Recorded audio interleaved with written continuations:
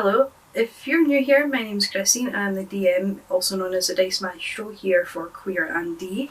This is a bit of a strange video this week because the curse of technical difficulties hit us again. Really, whoever is rolling the dice for if we have a session to show you all really needs to stop rolling that ones on this because it's getting old. Anyway, I thought that seeing as there's no full session this week, I would give you all a slightly longer than normal recap of what happened. But before that, there are just a few announcements that I want to get through. Just some housekeeping stuff, really, pretty much. So please remember to subscribe to us on YouTube and turn on the little bell to get notifications whenever we upload a new video. It helps us out greatly and it will help us reach more people in the future. Secondly, you can find Queer and D on the following socials. We've got Twitter, Instagram and TikTok.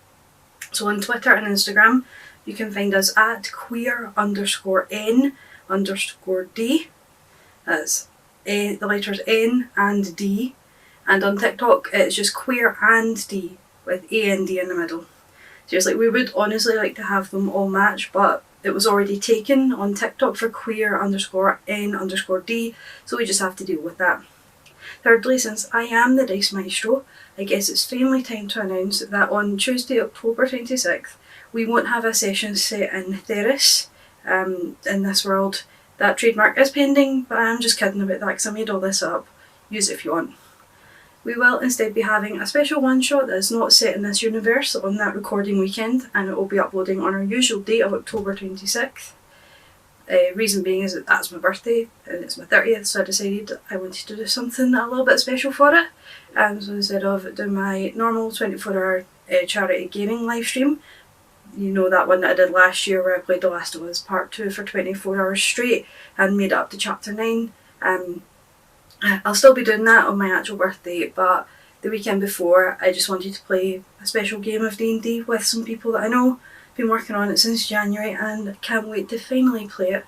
More details of that will come closer to the time, so follow us on socials to make sure you don't miss out on that, but it is going to be a lot of fun. So I don't really think that I've got any other announcements, so I guess that it's time to just jump right into the recap.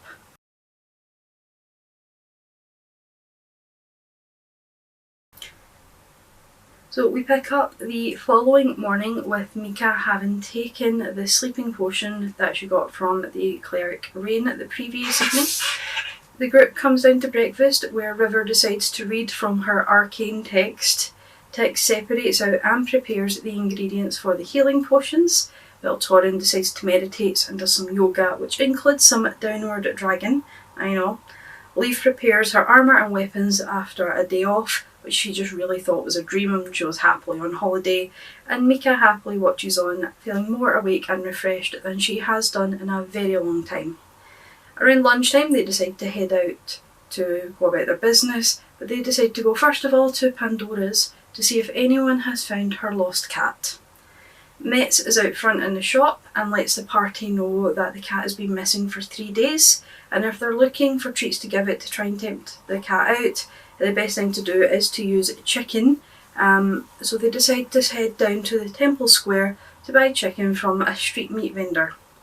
There they encounter the large ginger cat from the previous evening, with Leaf attempting to be a cat without actually using her beast shape ability, even though River is a tabaxi, which understandably she does find quite offensive that Leaf is doing this. River then decides, screw this, goes to a park, tries to climb a tree and fails, then smells around for cats, which leads the entire party to an alleyway behind a tavern known as the Coin and Griffin.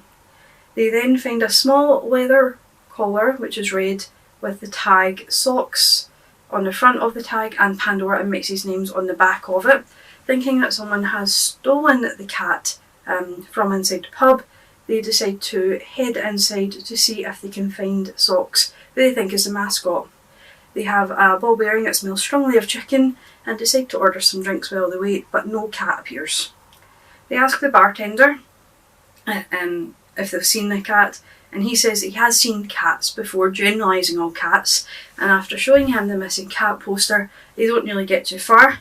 Finding it quite offensive that all cats were generalised through no fault of the owners, he seems quite shocked this has been made, and they decide to leave to go and check the alleyway again.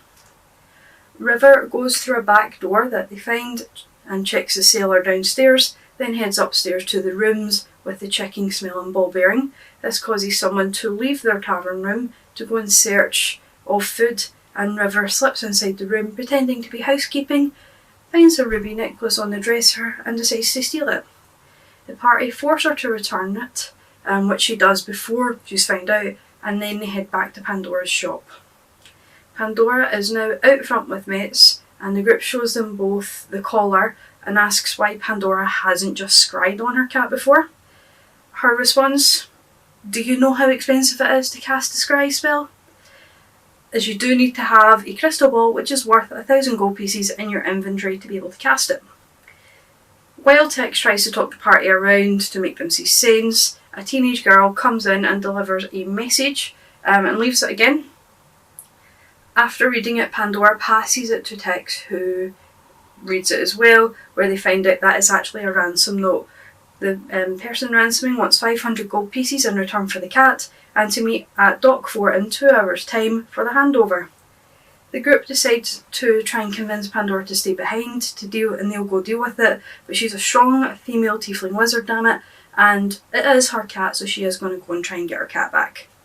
The dock is quiet when they arrive and take up their positions. Then 2 figures dressed in black appear with a crate, place it down before Pandora, and quickly draw their weapons and go to attack her. Going straight into action, Torn takes out the first figure with a natural 20 and adds Searing Smite into it to my dismay, and takes him out very quickly with a straight down the middle.